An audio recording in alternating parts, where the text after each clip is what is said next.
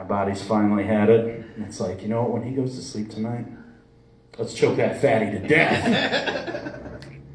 It's a cry for help. I'm terrified every night when I go to bed. Okay. But I have a machine that keeps me alive, which is pretty cool when you're 37 years old. So, anyway, I feel like this is a close crowd. I feel like you guys are my family, so I can... Okay, all right, well, maybe I feel like... Ouch. Aside from this lady, I feel like I can trust everybody in here, okay? So you just cover your ears. I need to tell you something I've been struggling with lately, okay? Get it together, lady. Come on, I'm pouring my heart and soul out here.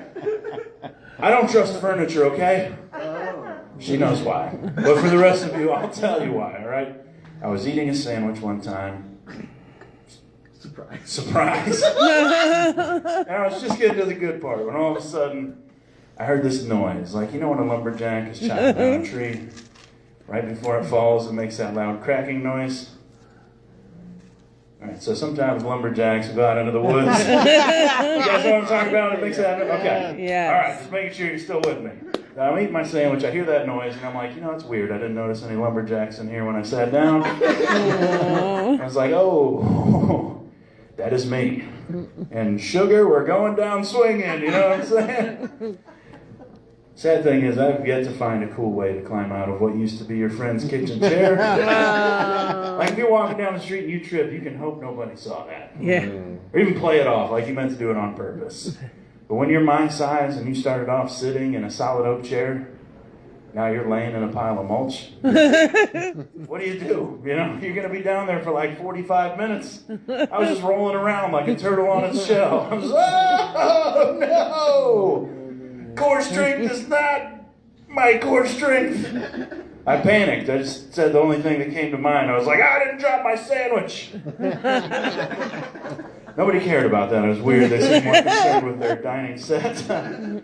And I wish that wasn't a true story. I really do. But it is true. I was holding on to that sandwich for dear life. I didn't let go for anything. Amen. And I finished it when they pulled me from the wreckage. Because again, not a quitter. All right? That chair, on the other hand, total quitter. All right? And the chair didn't break when I sat down, which upsets me, okay? Because that tells me that with every bite of that sandwich, that chair was like, dude, what are you doing right now? You better put that thing down. We're getting real close to capacity, and I think you're playing with some science you don't know too much about. Oh, no. I just ignored all the red flags and forged ahead, because again, I'm not a quitter. You guys may have noticed the theme here tonight. I'm preaching a message of hope. And that is that everyone in this room, if you believe in yourself, you too could be morbidly obese. You don't even really have to try. It'll just kind of happen to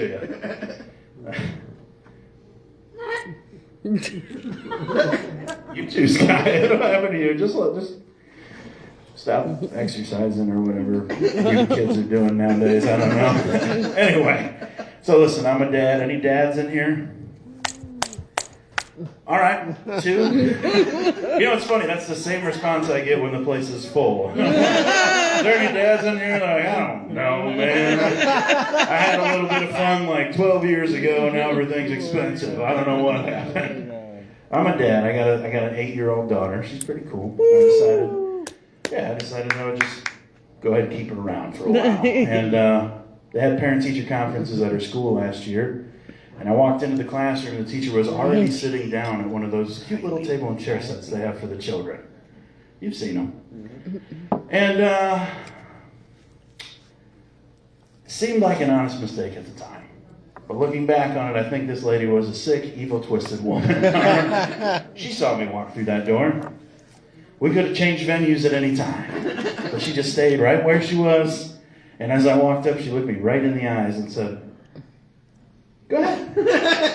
You can sit down. I'm like, lady, you know I can't do that. So thinking quickly, I just did the old hover and squat routine. You guys have all done this before. In a filthy porta pot where you don't want your butt cheeks to touch the seat. Same game, way higher stakes, okay? Because I found out something important about the human legs that day, and that is that they are not built to carry what I bring to the table, all right? let alone to power squat it for 10 minutes at a parent-teacher conference. By the end of this thing, I looked pretty much like I do right now. Just red, sweaty, kind of panicked. Teacher could have said pretty much anything. I would have gone with it so I could escape with my dignity. We're kind of concerned that Riley tried to burn the school down today. I'm like, oh, dang it. All right, see ya. I can't stick around long enough to bring a chair there. My kid still has to go to school. Can you imagine you walk into your classroom, you're in first grade, there's just a mangled up little kid's chair over in the corner. And you ask the teacher, you're like, what happened here? And she's like, well, it's kind of a long story, but it all started when Chris Farley and Jelly Roll had a baby. I don't know. So,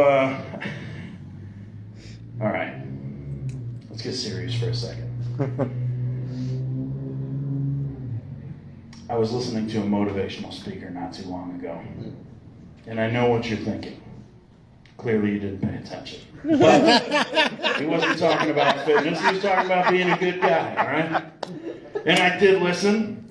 He was talking about how he came from a long line of crappy, abusive fathers. And it was like the family tradition, and you were just like that. Tore up the family the whole way down. And he saw himself going down the same path. And he said, you know what? I'm going to be the difference in my family. I'm going to show my kids what a real man looks like and what it looks like to be a dad. And that'll be the new family tradition moving forward.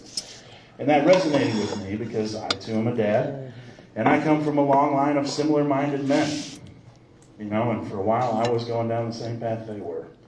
Because my dad and his dad and his dad and his dad were all happily married men. And I said, no. This stops with me, okay? I didn't do it for me, I did it for my family, okay? I did that for my kid to show her what a real man looks like. For generations they will speak of my greatness, all right?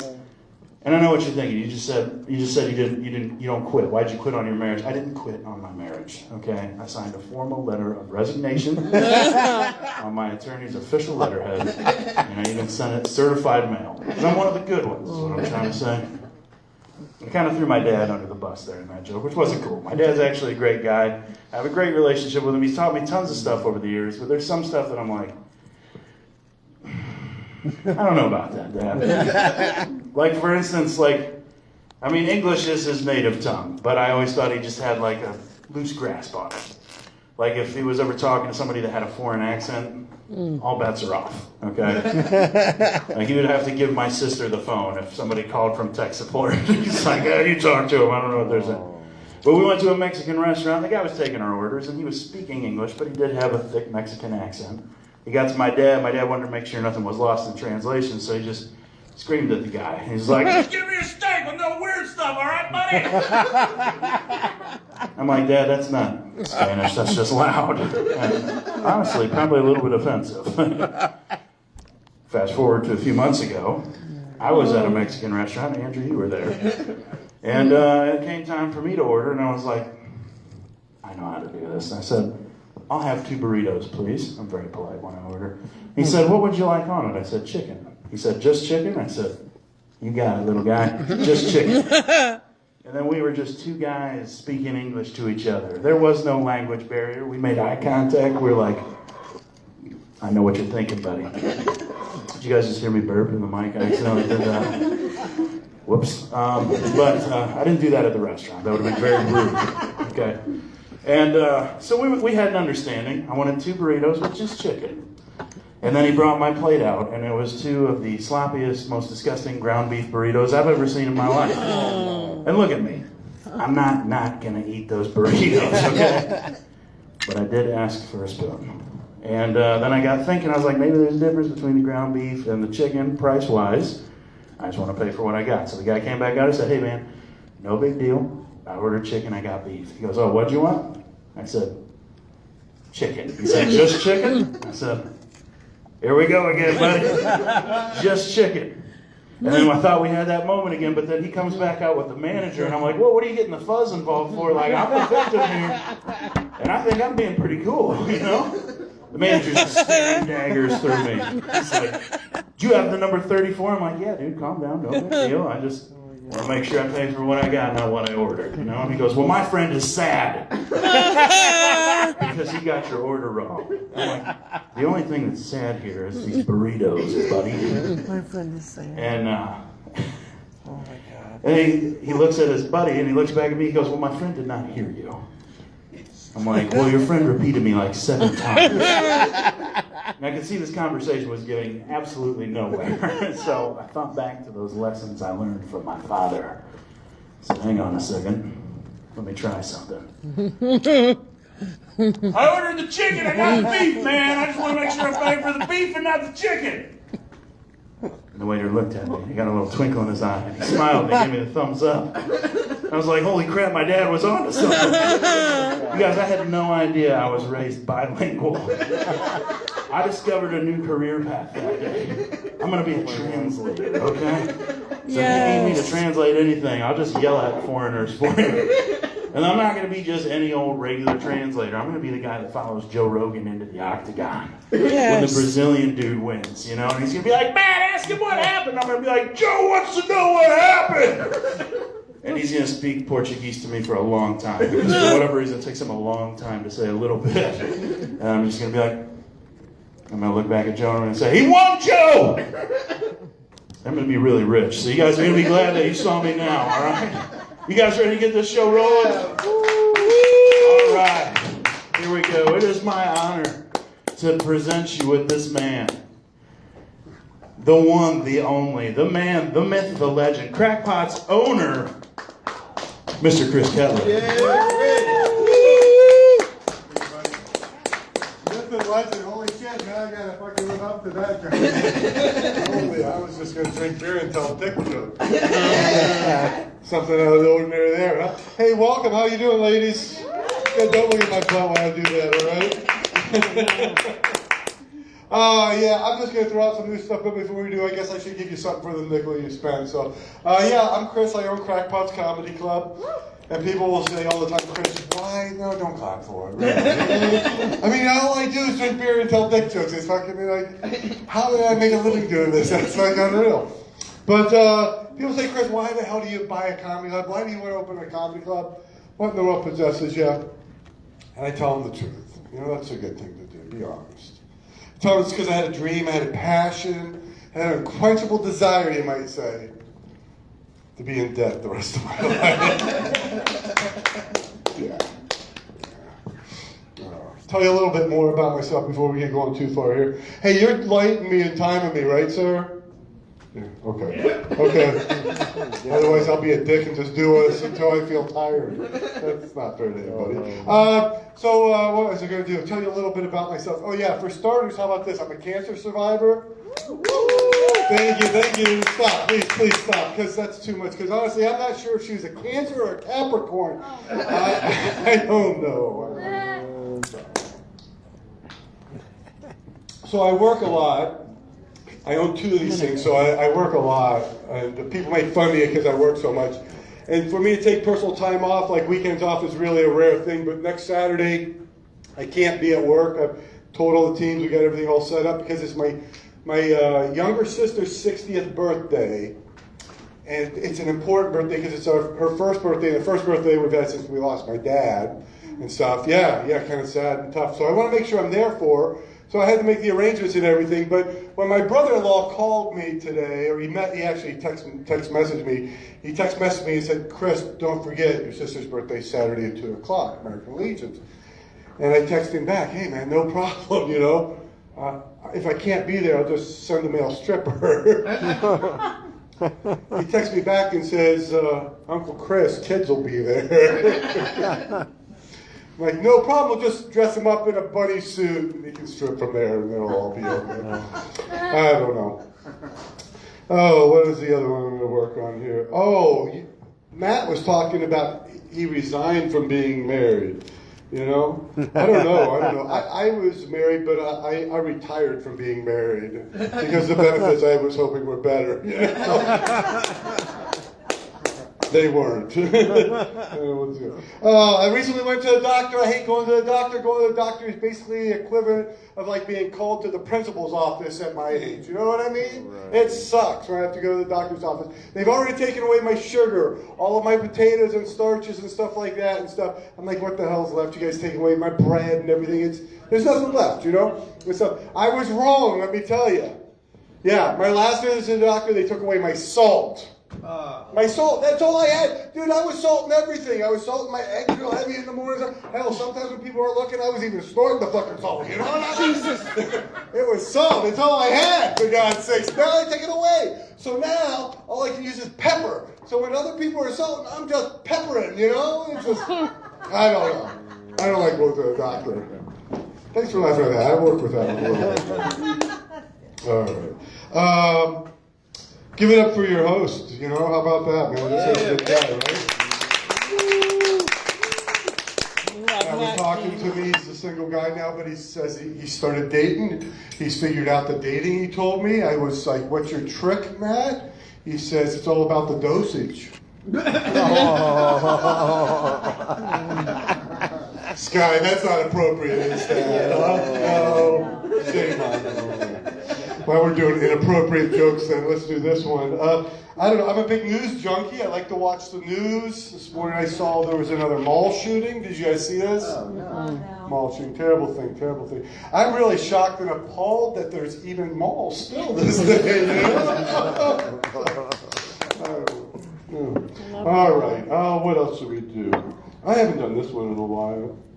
We'll do this one. So, if you haven't guessed, I've done some drugs. That's not supposed to. Yeah, I smoke a lot of pot. That's my drug of choice for quite a while. Yeah. It gets easier and easier to do nowadays. It wasn't always easy to do, though. There was a time and a place where I had to fly all the way to California to get my pot. You know, be cool and stuff to be able to have it without buying it off of some guy on the street, you know, kind of shit. Who wants to do that? So California was one of the first states to legalize it. So I had this whole routine I had gotten down where I would, you know, take a ride up to Cleveland, hop on an airplane, fly out to LA, check into a hotel, go to the dispensary, come back to the hotel, hang out there, fly back home. That was the routine, you know what I mean? And I did it a number of times. It was really, really, really cool. Until the last time I did it, woke up, I drove to Cleveland, flew down, got my hotel room, all is good.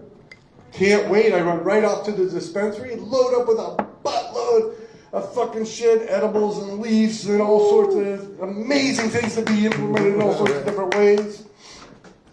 I get back to the hotel room and I just proceed to get totally wasted and just watch a shitload of porn. But I'm smart. Before I get too wasted, you know, I figure I got to set everything up, make sure it's all packed for the next day. But apparently this last time I was way too wasted already because I had this great idea that I'm just going to put all this pot right on the top of my luggage. Right on the very top. So like when you zip it open, it's like right there. And my reason was because for easy access. Because what really sucks is having that long flight all the way from California back to Cleveland and then have to take that Uber ride back to home, holding all this stuff and not being able to get high. So I figured, you know, if I had easy access, it would be cool. First chance I get, I could smoke some of this pot or do some of these edibles or something, you know? So this is the routine. I blow this stuff on the top. I end up getting wasted, passed out. Next morning I wake up and oh, holy shit, I'm late for my Uber ride to the airport. I grab my stuff and just throw myself together. I didn't even take a shower and I'm off to the airport in my Uber. At no time during this ride do I remember what I did earlier that night. I get to the airport and we're going through the TSA checkpoint. And here I am with my carry-on, with my marijuana right on the top. I mean, easy access for when I get home. It's crazy, you know? And so they have me walk into this machine, and I still haven't realized that I did this mistake yet. And you're doing this thing here, and I watch my bag go into the belt. My bag go on the belt into the box. And it stopped there. Most people's stuff didn't stop. It just kind of kept on going, but mine stopped. Oh, no. But it was all right because while I was standing there, it backed up. And then it went back in again, but it stopped fucking. Oh, no. I still got this pose. That's how quick this is happening. And then I noticed out of the corner of my eye, because, you don't want to really be, like, looking at it like you're worried, like you're checking out what they're doing with your bag, and stuff. And all of a sudden, people started walking over. And they step around the screen, and they're looking at the screen and looking at each other. And about this time, I come walking out of that machine.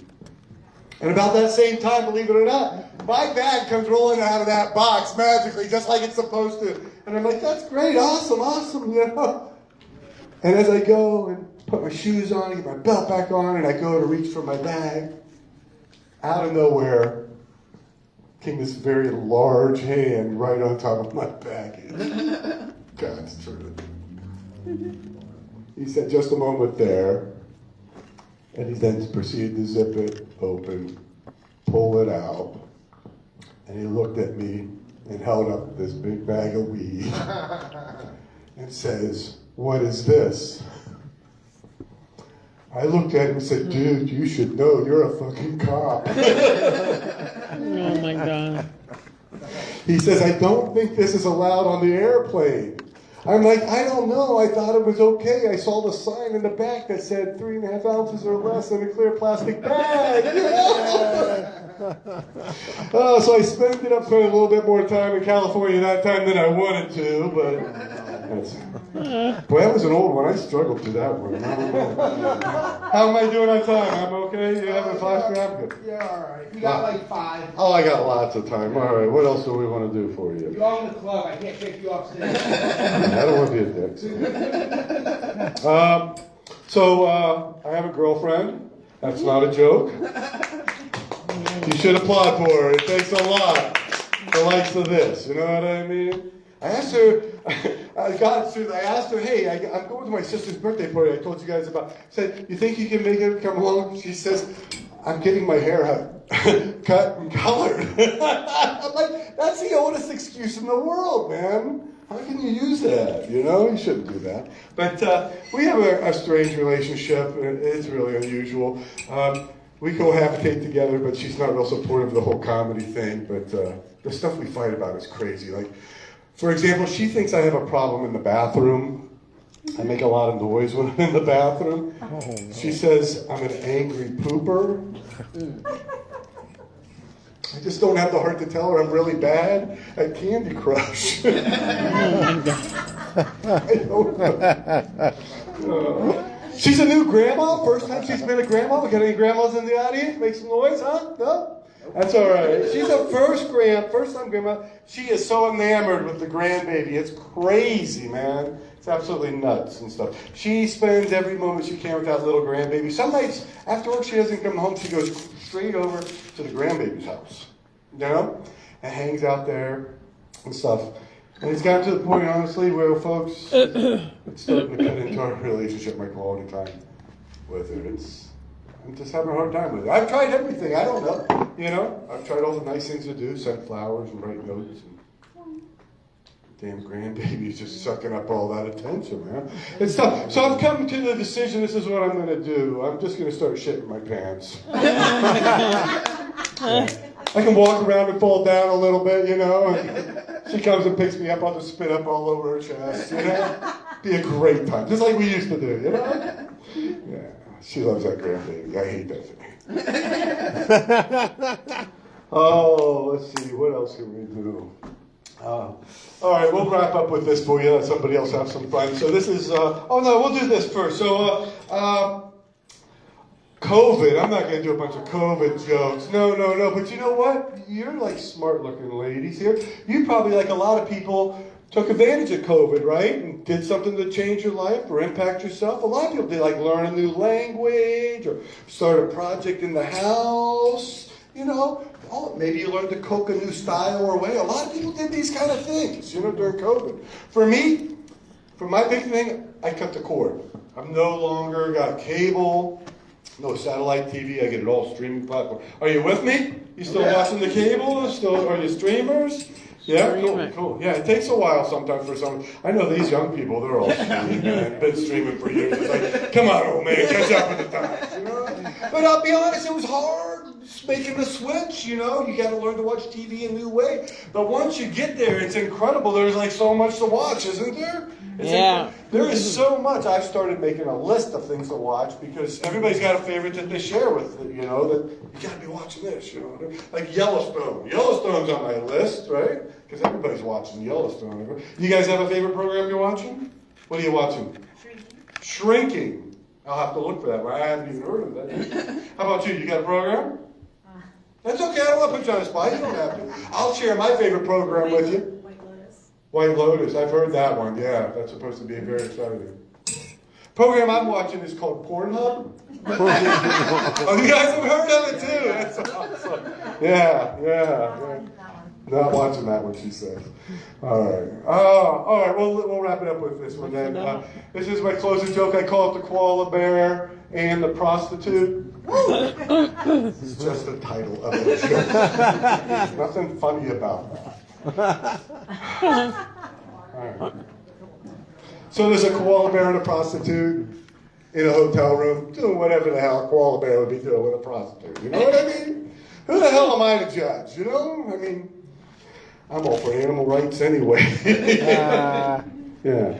But when the little koala bear is done, he gets up, he starts running towards the door, and the prostitute gets up and yells, "Stop! Wait, stop right there, koala bear!" Koala bear turns, looks. The prostitute says, "You owe me money." Koala bear is confused. He doesn't understand. He's from the outback, the land down under. So he does what any little koala bear would do. He kind of scratches his head, you know?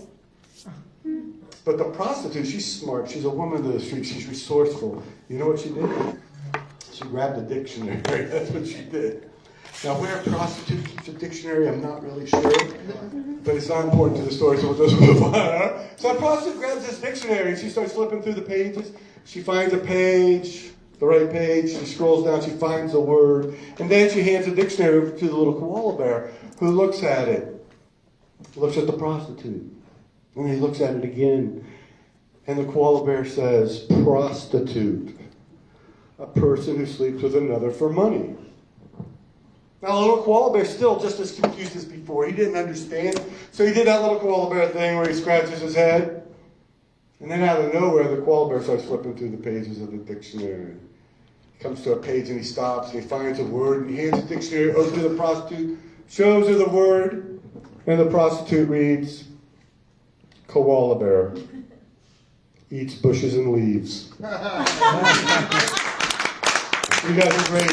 Okay, let me leave you with this. I'm not one to advocate the use of drugs or alcohol, but God damn it, it worked for me. Have a good night.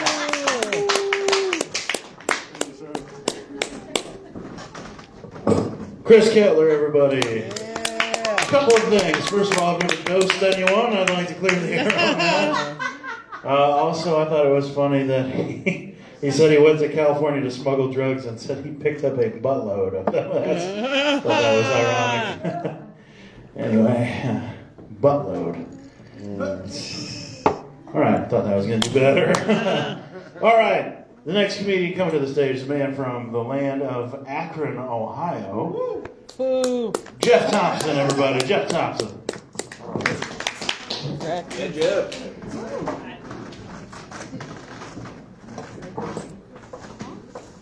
Hey, how y'all doing tonight? Woo woo. Yeah, me too. Thank you for asking. Hey, true story. I used to run dope in and out of California for a minute, and one time I snuck an ounce of weed on an airplane. It was right after 9/11, and I was so high because my buddy, instead of gas money, he wanted me to smoke him a blunt. So I got so high I forgot I had my watch on, so I went through the metal detector. Once you go off, then they pat you down. I had stuffed it down my pants, and I was too stupid, and I was wearing boxers, you know. But yeah, they patted me down, and they missed it by like an inch. So I got that weed home from Ohio. So this little drug running story for you to start things off, you know. Seems to be the theme of the night. But yeah, you know, my friends that get to know me, they know I got stories for days. But by now they also know it's better not to ask. But yeah, some of y'all know. I'm sorry. Don't ask, don't tell. That's right. That's right. That's it. That's it. Yeah. So many of y'all know I just started doing this a couple months ago. What? 3 months ago maybe. And then my therapist suggested I do this. I asked her why. She said, Jeff, people are still going to laugh at you. But they won't realize they're talking to yourself. Okay? So I said, all right. It was an enticing suggestion. I took her up on it. So it's been a good experience so far. Yeah. And my girlfriend, she's the one that said I should do this. Now I know some of y'all are thinking, didn't you just say your therapist? Yeah, they're the same person. Don't tell the VA though. I don't think they tell. Yeah, it's okay. I know. But it works out great because I get off work at 7, right down the road. I can come here, do a little bit of comedy, have some good time. You know, we get out here about 9 or 10. Usually every night we come here and throw down some pints, and then by then her husband's off to work. It works out just fine. So no, I feel bad. You know, I have a lot of empathy. Most people know it's the bedrock of my character. And, you know, but I don't really feel bad for her situation because that's kind of fucked up, right? She's kind of a hoe, right? She's cheating on her husband. This is kind of fucked up. It kind of really does that. No, I feel bad for my wife. That's who I really feel bad for. Oh, no. I know, it's terrible. I feel bad. I mean, my wife's an immigrant. She's an immigrant. And right now she's back in Asia, which is like a whole new time zone. So, I mean, you fellas know the rules on that one, right? So anyway, yeah, so she's back there. We've been having a hell of a time with the immigration process. So like, we were living in Frisco, San Francisco, and we tried to get the green card process paperwork started, and the lady threatened me with jail. Basically, we got to give them some paperwork and like $360, and then the paperwork gets started. But the lady on the phone threatened me with jail. She said, "No, your wife cannot stay in America while you start this process." I'm like, "We got an American daughter. Like, I'm a Navy vet. Like, what the fuck are you talking about?" But anyway, so we sent my wife back, my beautiful American daughter, back to Asia to start the paperwork. And turns out I still can't start the paperwork. I got to wait until my wife turns 18. Oh, God. no. Oh, no. You know, that story's 99% true. And I'm not just saying that. My lawyer told me to say that, actually. Services. No, but it gets me thinking about immigration a lot. I think of the Statue of Liberty, and I think of the inspirational word, give me your tired and poor, your humbled masses yearning for freedom, yada yada. Even, made me think. You start building statues of liberties and just exporting to these other countries. We need to start guilt tripping these other people for once. Have our own inscriptions. Like, feed your own fucking poor. We'll cut our own grass from now on. Oh, no. We'll pick our own straw. Actually, on second thought, don't go too far. I'm not picking strawberries. Don't go too far. But I read in the news last month that France wants the statue back. What do y'all think of that? Oh, fuck that shit. We have a saying for that in America, but I don't think I'm allowed to say it. But maybe think, let's give one to France too. Let's give one to France style, right? We'll have Lady Liberty. Instead of a torch, we'll have her holding a wine glass. A little hairy armpit. It'll have to stink, so we'll make it out of cheese. Throw an inscription on there like, "Hey, France, you're welcome. Again. Again." Anyway, that's all I got for you tonight. Thank you very much.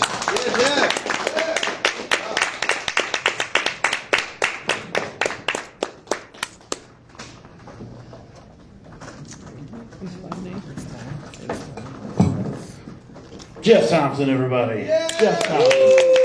Listen, I had no idea that France wanted their statue back.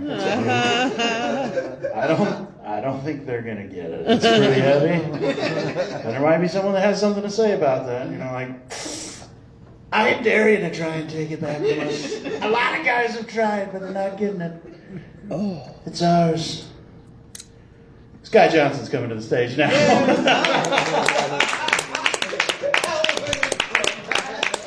That was really good, Lauren. Really good. Hey, guys. How are you guys doing? Pretty good. Good. Good. Alrighty. I'm adopted, which is pretty cool. Figured this out when I was about 6, and I asked my parents, I said, why'd you pick me? Was I different? Was I special? And they said, yeah, you were white. Which is interesting because I actually got adopted into a black family. I know what you're thinking, reverse blindside. That's messed up. But yeah, no, it's weird. It's weird for a lot of reasons because I never knew my biological father. So every time I see a middle-aged white man with my eyes, I can't help wonder, sir, what were you doing April 17th, 2006? Might be my dad. Never know. But yeah, no, it is weird, but there's a lot of benefits that come with it. I'm invited to the cookout, but they definitely don't let me cook. Guys, it's okay. I live with them. My dad wrote some of these. If you didn't like that one, I got about 4 more in the chamber. But yeah, no, it's weird because it's also nice because I can bring any race guy home and my dad won't be disappointed in me. But yeah, no, and he taught me a lot of things, which is nice. He taught me how to ride a bike and how to steal one.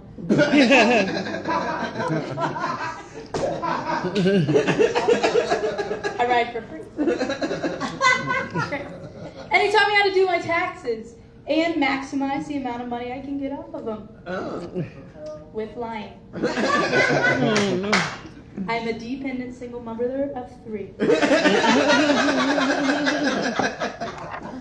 It's awesome. But yeah, no, it's weird. It's weird for a lot of reasons. But it also sucks because I didn't redeem any of the qualities of being black. I can't dance. Every time I dance, people automatically assume I'm on some sort of substance. I love that one. My dad loves that. It's awesome. But, no, and, I can't say brother. Every time I say brother, it's weird and people get visibly uncomfortable. Yeah. But, I'm also a college student. And so to make a little extra money, I started babysitting. And it was either that or porn. Should have done porn. I would make a lot more money. But I know it's bad when they call me, because, I know what I look like. I look like someone the dad's going to slip at 22 and I'll give him a blowjob. Which is unfair because my prices are way higher than that. What do you do for work, ma'am? Oh gosh, I'm a substitute teacher. Oh, wow. Okay, someone who's employed. I'm joking. I'm joking. That's awesome. My mom's a teacher, actually. Where do you work? I organize houses. Okay. Okay, where do you work, sir? I can ask everybody in this crowd. I'm looking for Self-employed. So you're unemployed. Everybody in this crowd is unemployed. Jeff's laughing the hardest because he is actually unemployed. But yeah, no, babysitting's rough. They never tell you how mean kids are nowadays. It's so degrading. And these kids are way smarter than me. And so one time I couldn't figure out how to work this remote for the TV. So I asked her, I said, do you know how to work it? She said, yeah. She did it in 2 seconds. It took me 10 minutes just to ask her. I was so anxious.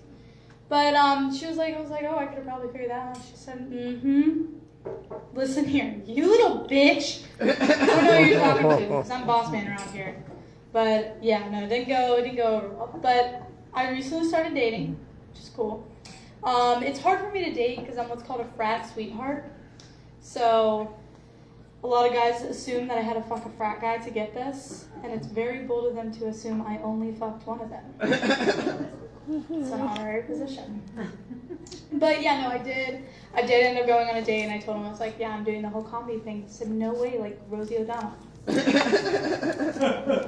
You're gay. I hate to be the one to tell you this, but you are gay. But if I ever thought my dating life was bad, I just talked to my mom, because she's 50, and she also started dating. It could be worse. She has to make sure these men have everything, so she'll make them send a picture of them smiling to her to make sure they have all their teeth. Most of the time, they don't have all their teeth. It's insane. But yeah, no, it's weird because while I'm looking for cute curly hair and a good smile, she's looking for, do they have hair? and teeth to smile with. But she went on a date this one day, and I could tell it didn't go well. So I asked her, I said, "What went wrong? What happened?" She said he was missing a foot. Okay. Now we have to check her lens. Yes, guy.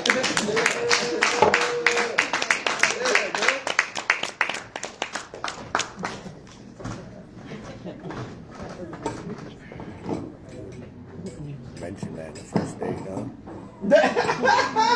An amputee. Sorry, it's Sky, I got it. One more time for Sky, guys. One more time for Sky. She did what she started not too long ago. That was awesome. Also, not long ago, I had to have a couple teeth pulled, and now I realize I have to take my name out of the drawing to date Sky's mom. So, whatever. Anyway, you guys, I do have feet, but we don't know how long they're going to be there. If we're being honest. It's not looking good. Okay. Listen, do you guys like acid? All right. Well, I've never done it. And believe it or not, this next guy doesn't do it either, but you're going to feel like you're on acid when he gets up here. Ladies and gentlemen, my friend, Andrew Burge.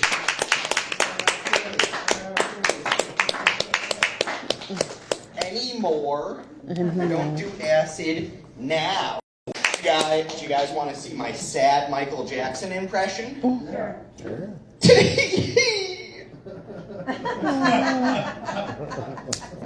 I was driving past Akron Children's Hospital. They got a big sign out front says April is Child Abuse Prevention Month.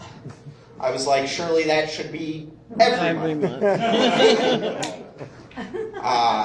Just this morning, I was about to whip a beer bottle at my neighbor's kid's head.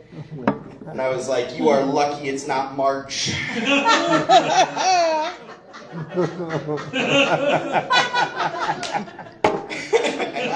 I prevented myself, so go me. Go April. I'm really looking forward to May, you guys. So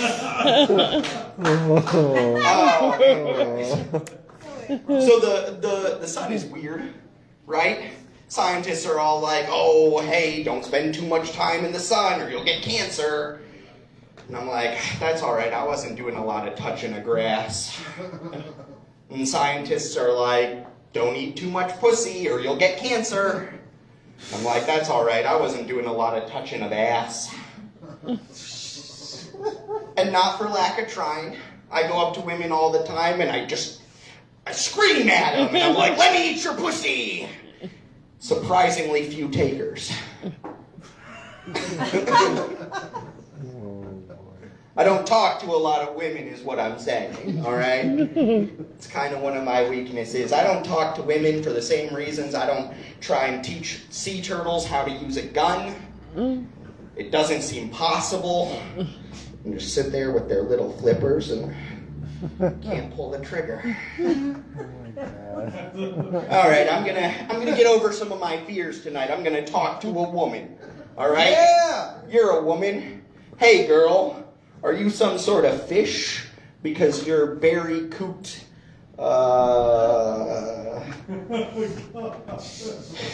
She's gonna notice I'm obsessed with sea creatures. Dang it, you guys. No, but I put my phone on airplane mode, and it flew away. I went to the Apple store. I was like, can you guys help me locate my phone? They were like, it's in Sudan doing drone strikes on civilian targets. I was like, not again, Steve Jobs. Oh my God. That's my phone.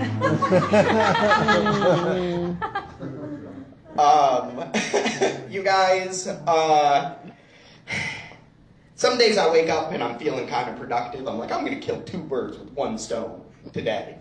And then I end up being lazy, and I just drown one of my neighbor's cats. Oh my God. That's a joke. I'm actually an animal lover. My favorite animal is the chimpanzee, right? chimpanzee's great. A chimpanzee could murder someone with its feet if you gave it a gun. That's what it would look like if a chimpanzee murdered you. Sky Johnson, my condolences. My least favorite animal is the sea turtle. That should be obvious by now. And I love dogs. Huge dog lover, right? Dogs are a useful animal. You can teach them how to lead the blind. You can teach them how to sniff out bombs. You can make a lot of money off having them fight each other. Oh my God. I'm just joking. I love animals. These are all jokes. I would never condone dog fighting in public. I would never admit to that. No, but I do. I love animals. I'm actually a furry. I'm attracted to chickens. I used to work in a pizzeria. I did not jizz on any of the wings. They're lying. Okay? I want to start my own pizzeria. Because the act of making a pizzeria would make me a pizzeria-er. Right? But it makes the world pizzeria-er. There's a subtle difference between those two words. Me, pizzeria-er. The world, pizzeria-er. Okay, one more time. This guy doesn't get it. Okay, me, pizzeria-er. The world, pizzeria-er. I don't have a punchline for this joke. I just like the mouthfeel of the word pizzeria-er. It feels good to say. Anyway, we're putting that in our rear view mirror. I was ordering a pizza last week. They said 45 minutes. I'm like, cool. 45 minutes came and went. No pizza. I call them up. I'm like, what gives? They're like, your driver was in an accident. I felt bad. I was like, is everybody okay? They said, driver's fine. Your pizza did have to go to the little pizza hospital. Oh, no. And I was like, not the pizzeria ER! We're always going back to that one. I'm a big fan of pop stars, but I think they should all have to do gymnastics. You know, if Pink's gonna be up there flying around, why not the rest of them? Woo! A friend of mine came up to me and was like, you listen to 3-time Grammy Award winner Dua Lipa? I said, not if she doesn't do a fleepa. Grown-worthy puns, for sure. All right. Grown-worthy puns. Oh my goodness, you guys, I'm an uncle. I am a weird uncle. My favorite thing about having a 4-year-old niece is lying. She comes up to me, she's like, Uncle Roo, what's arugula? I'm like, it's a type of fruit. She has no idea. She comes to me and she says, what do you do when you're sad? I'm like, the struggle itself towards the heights is enough to fulfill a man's heart. One must imagine Sisyphus happy. My sister was like, Andrew, you can't be teaching my daughter Friedrich Nietzsche. And I'm like, I'm not, it's Albert Camus. Read a book, Rachel. You know? My sister needs to learn how to read. Any minute now. Oh my goodness, you guys, this final joke, this is a joke my chimpanzee friend taught me. It goes like this.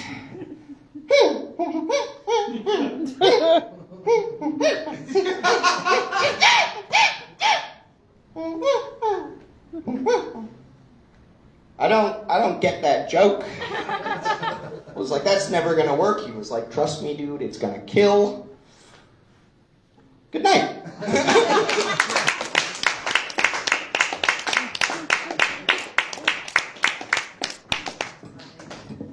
Told you, he seems like he's on acid. The whole time I was down there, the only thing I could think is, out of the two of us, I did not think that my shirt would cover more of my stomach than his. Oh my God. Anyway, give it up for Andrew Burge, everybody. Andrew Burge. All right, ladies and gentlemen, are you ready to bring up our final comedian of the night? Woo! This man, I would tell you he's a great friend of mine, but that would be a lie. But All right, You guys aren't big on the roast jokes. Take it, all right? I love this man. He's a great guy. And let me tell you, he belongs at the end of the lineup. All right? Here he is, Trevor Scott, everybody. Oh, He did it to me Friday, all right? Don't give his payback. Okay, calm down, folks. Oh, how the hell are you guys doing tonight? Thank you guys for coming out. Excuse me while I get all untangled here. Oh, wow. Andrew really thought this was a big Albert Camus crowd, apparently. Holy shit. He's doing all these animal jokes. Made me think of one animal joke. I got one animal joke for you tonight. What's gray and comes in pints? An elephant! All right, yeah, she got it. She knows. Oh, that's all I got tonight. All right, good night, guys. Shows up. No, I'm just kidding. She's like, fuck yeah! Oh, shit. Hey, you guys are just looking at me right now. It's like, oh, okay. Ron Weasley's doing stand-up for me tonight. I see it. Cool, great. If you don't understand that reference or you've never seen Harry Potter, then I'd like to congratulate you on not being a virgin. Thank you. Please come talk to me after the show and you can tell me what a vagina feels like. My guess is silly putty. No, I'm not Ron Weasley. That'd be stupid. I'm not Ed Sheeran with autism either. Like, can we chill? Can we chill out a bit? No, you like dark humor, man? All right, cool. Well, what's your name? Lisa. Lisa. Sorry, I know your name. I just want to know your name, Lisa. 'Cause I wanted to tell the whole crowd that Lisa has acknowledged that she likes dark humor.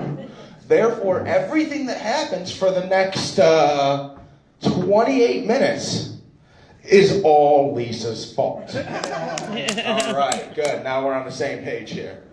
No, and I'm not even British, Lisa. Calm down. Ron Weasley, Ed Sheeran. Come on, use some common sense I here. don't even know Ron Weasley, so I don't know Harry Potter. She definitely knows what a vagina feels like. Holy shit. All right. No, you're good.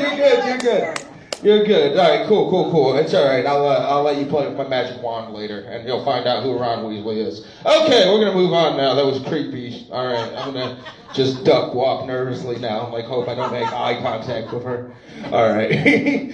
Now, my name is Trevor Scott. I'm known as a storyteller in the comedy business, but I feel that whenever you tell a story or you're going to tell someone a story, you got to break it down, right? You got to take it back to the beginning, give you some context, give you some clues.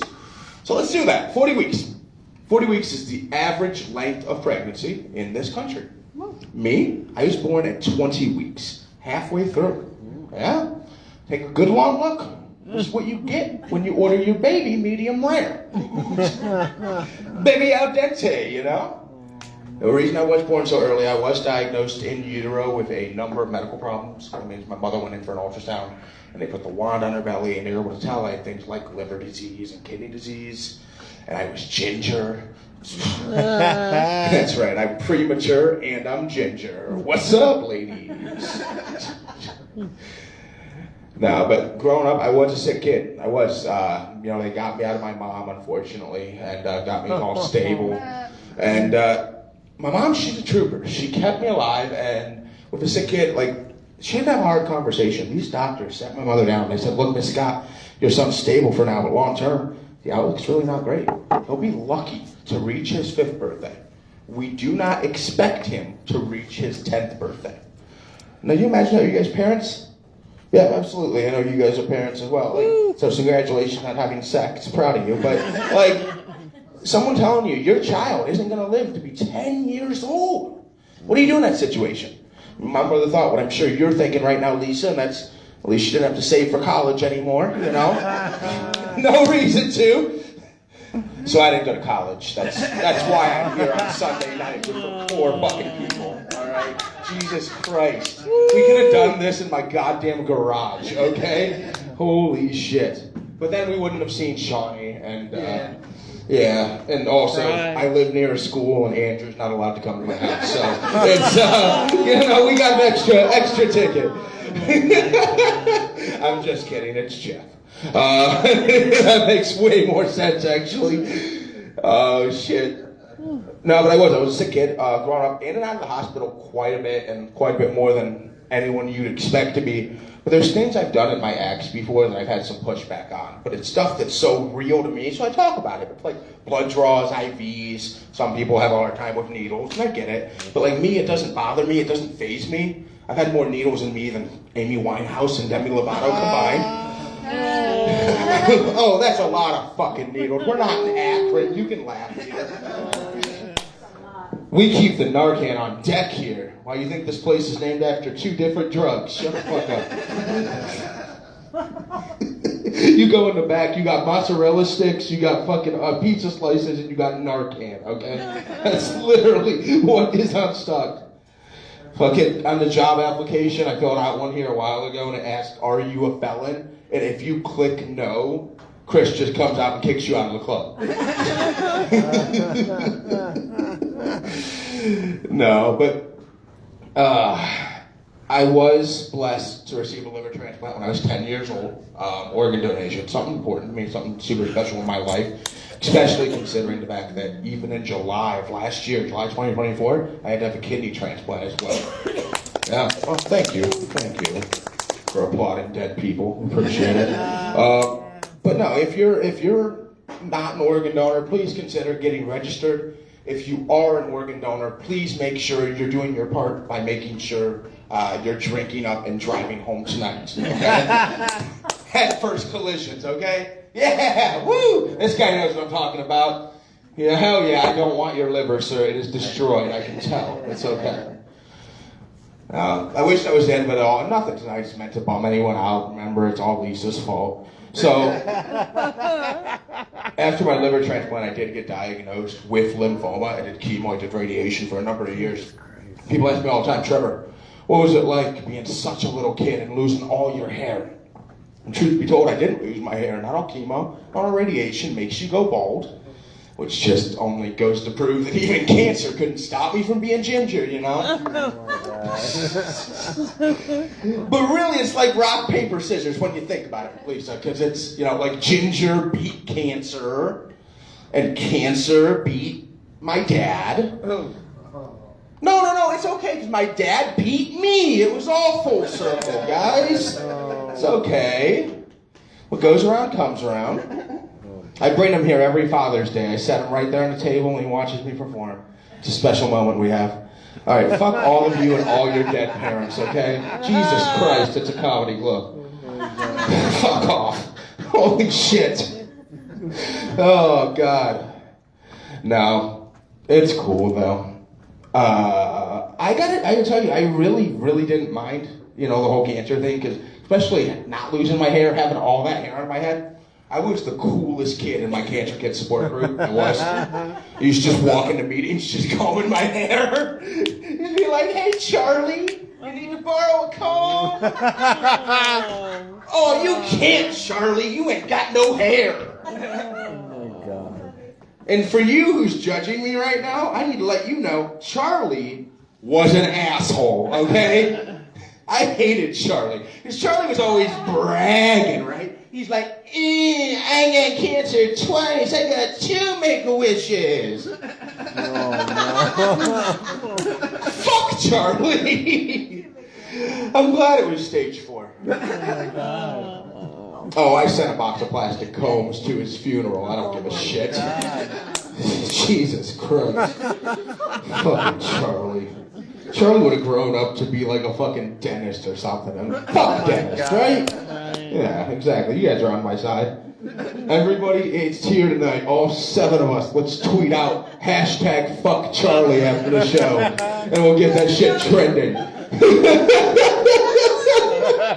a little too dark. That's a little too dark.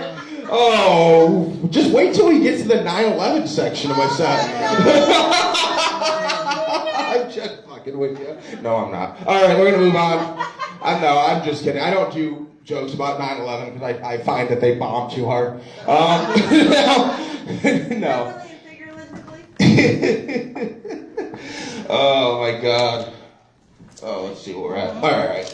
So yeah, but it's weird though, guys, because there's one thought. I was on dialysis for 4.5 years before I got a kidney transplant. Long time. And there's one thought that I kept having that was kind of inane, but it's over now, so I'll share it with you. And that was like, when that day came, you know, and it's like, hey, Trevor, we got a kidney for you. Let's go. Like, what kind of kidney was I going to get? Well, stay with me here, because like in 2005, when I had my liver transplant, I received a female liver. So that's right, I was trans before it was cool. Wow, yes. But like, what if they gave me a gay kidney? You know? Is this shit gonna be bedazzled? Like, am I just gonna pee glitter everywhere? Or would I wake up from my transplant and only be able to take my medications rectally from now on? Like, where would it end? And then that got me wondering, though, well, like, fuck it. Maybe now I should just, like, collect as many diverse organs as I can until I get, like, the fucking Thanos gauntlet, you know? So, like, snap my fingers, world peace, done. Come on, who's not doing that? But, like get a set of lungs from a black dude, you know? Get the heart of a Jewish person. Can you imagine that? If I had black lungs, a female liver, gay kidneys, and a Jew heart? I'd be like a fucking superhero. Now, of course, my superpowers would be like, you know, smoking a whole pack of Newports or fucking drinking a bottle of wine, singing the lyrics to every show tune ever made. And I'm not really sure what my Jewish superpower would be, but I'm pretty sure my secret lair would be in the attic. No. That's a world history joke, guys. Hell yeah. Oh, I love this shit so much. No, it's cool though. Calm down. I got a black kidney. That's way better. Everyone gets all tense when I say that shit. But like, you gotta understand, guys. I'm originally from Cleveland, Ohio. I grew up in a very urban environment. A beautiful girlfriend's black. Most of my friends are black. So to me, I thought it was actually a really cool thing to be able to get a kidney from an African American donor. You know, like, these people already had me at the cookout. But, like, unlike Skylar, I get to use the grill. You know what I'm saying? And, like, I've had people come up to me after shows before and just be all like, you're making jokes about race at a comedy club just because you grew up in that and you have a black girlfriend? Like, first off, shut the fuck up, okay? Second off, no, I don't. It's jokes, guys. I don't use anything as an excuse to do it. I just do it. But let me explain something to y'all out there about my girlfriend. She was adopted by, as a baby, by farmers from South Dakota, okay? It doesn't get whiter than that shit. Right. You know what I mean? I mean, they saw this beautiful baby sitting there, and they put a cowboy hat on her head, and some spurs on the back of her Jordans, and off she went. It wasn't long before they had her working in the fields again, you know? Oh. They were farmers, Lisa. What are you thinking? Calm down. At least it was just soybean this time. And if you're mad at that joke, I just want you to remember her mom paid an adoption fee, so direct your anger appropriately. And Trump wasn't even president, I know. Woo! All right. Now, I will say 4.5 years on dialysis, though. 4.5 years on dialysis. And there's like a lot of things that go on when you go through a situation like this. Like, I had to stop working. Couldn't work. I couldn't pay rent. I had to move back in with mom and dad. You know, I had to get disability, Medicaid, Medicare, all this. So if you guys like have worked and paid your taxes in the last 4.5 years, like, thanks. You know what I mean? Like, seriously. Like, OnlyFans is fucking expensive these days, I gotta tell you. So anyway, you've been having a hard day at work. I've been at home beating my meat and supporting small business. That's what I call my penis. I call it small business. Comedy 101, dick jokes, baby. Hell yeah, we're back. No, seriously though, I mean, thank God for all this Diddy shit though. Seriously. No, I thought I was the only one ordering 1,000 bottles of baby oil at a time. People ask me all the time, hey Trevor, does the curtain match the drapes? And the answer's like, yes, but it's not because my pubes are orange. My dick's just shaved. Alright.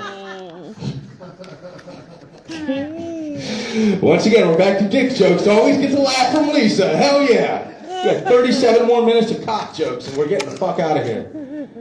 That's great. Now I'll leave you guys.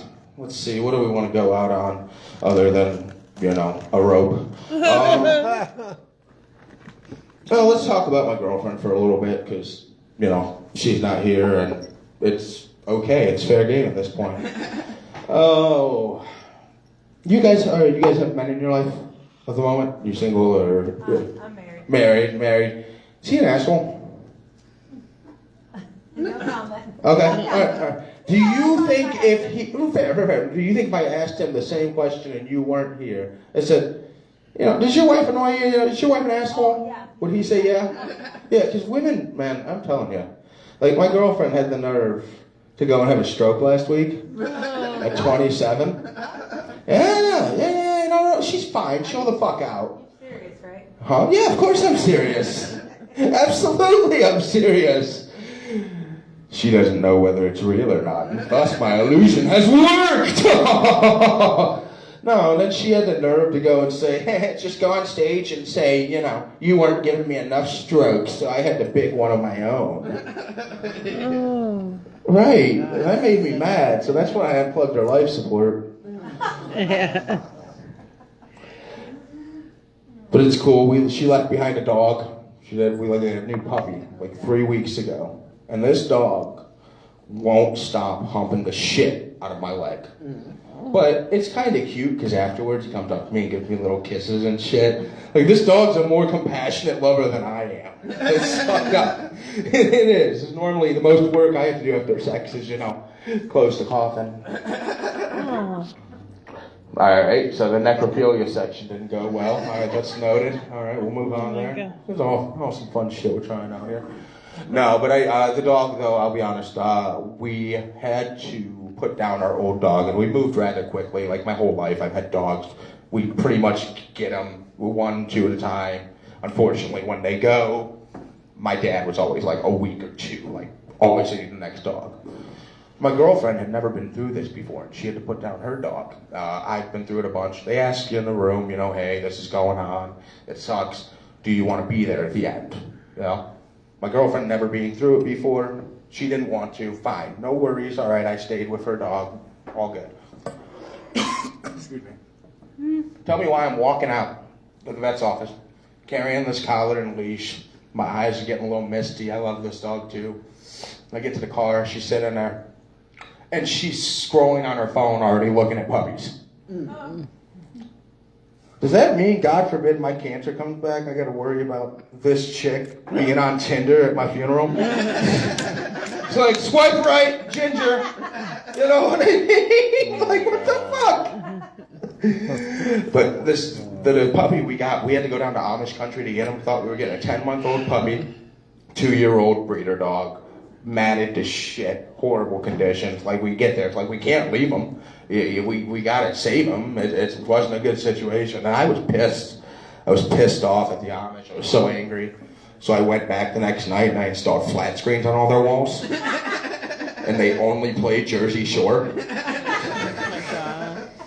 No, seriously, I was really mad though. Like, when we left and we got the dog, I said something. I was just looking. I was angry. I had my pocket knife in my pocket, and I was gonna slash their tires or key their car or some shit. But I couldn't find any because they're fucking Amish, so I just broke their horses' legs. Oh my God. All right, ladies and gentlemen, seriously, to all 5 of you here tonight, you guys have been a wonderful crowd. Give it up for your host tonight, see Matt King. I've been Kurt Scott.